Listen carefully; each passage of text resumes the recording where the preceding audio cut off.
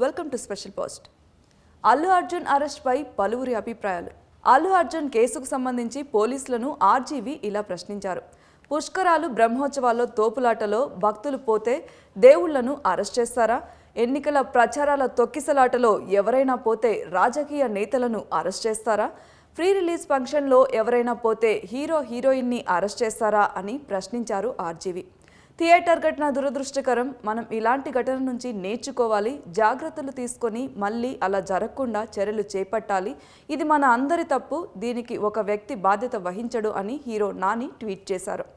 అల్లు అర్జున్ని అరెస్ట్ చేయడం కరెక్ట్ కాదని ఏపీ డిప్యూటీ స్పీకర్ రఘురామకృష్ణంరాజు అన్నారు. ఈ విషయంలో టీజీ సీఎం రేవంత్ సముచిత నిర్ణయం తీసుకోవాలని కోరారు త్రిబులార్. అల్లు అర్జున్ అరెస్టుని కేంద్ర మంత్రి కిషన్ రెడ్డి ఖండించారు. షో నిర్వాహకులు ముందుగానే పోలీసులకు సమాచారం ఇచ్చామని చెబుతున్నా ఈ నేపథ్యంలో ఉద్దేశపూర్వకంగానే ఈ అరెస్టు జరిగినట్లు అర్థమవుతోందన్నారు కిషన్ రెడ్డి. జాతీయ అవార్డు గ్రహీత అల్లు అర్జున్ని అరెస్ట్ చేయడం పాలకుల అభద్రతకు పరాకాష్ట అని బీఆర్ఎస్ వర్కింగ్ ప్రెసిడెంట్ కేటీఆర్ అన్నారు. దీనిని తీవ్రంగా ఖండిస్తున్నామంటూ హైదరాబాద్లో చనిపోయిన వారి కేసులో రేవంత్ని అరెస్ట్ చేయాలని ట్వీట్ చేశారు కేటీఆర్. అల్లు అర్జున్ అరెస్ట్, రిమాండ్, మధ్యంతర బెయిల్ ఘటనలపై కేంద్ర మంత్రి బండి సంజయ్ స్పందించారు. ఇలా డ్రామాలు చేసి డైవర్షన్ పాలన సాగిస్తోంది తెలంగాణలోని కాంగ్రెస్ ప్రభుత్వం.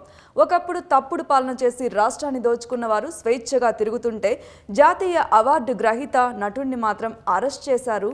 సెన్సేషనలిజం వారి అసమర్థతను దాచలేదు. కాంగ్రెస్ నాటకాన్ని దేశం మొత్తం చూస్తోంది అని ఫైర్ అయ్యారు బండి సంజయ్. ఇక వైఎస్ఆర్సీపీ అధ్యక్షుడు జగన్, నటుడు బ్రహ్మాజీ కూడా అల్లు అర్జున్ అరెస్టు సరికాదని వాపోయారు. ఇక సీఎం రేవంత్ అల్లు అర్జున్ దేశ నాయకుడు కాదు, ఒక సినిమా వ్యాపారవేత్త. రాజ్యాంగం ప్రకారం అతను చేసింది నేరం అంటూ ఆయన ఒక కుటుంబం తల్లిని కోల్పోయింది, ఒక బిడ్డ హాస్పిటల్లో చావు బ్రతుకుల మధ్య కొట్టుకుంటుంటే వాళ్ళ గురించి ఎవరూ మాట్లాడడం లేదు.